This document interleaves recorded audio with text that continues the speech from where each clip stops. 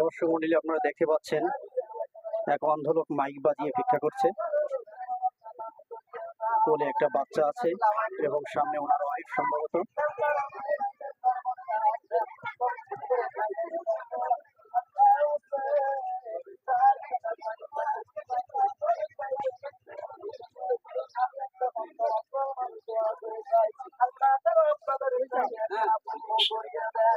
দেখতে পাচ্ছেন যে আসলে অন্ধ মানুষ উনি ভিক্ষা করছে।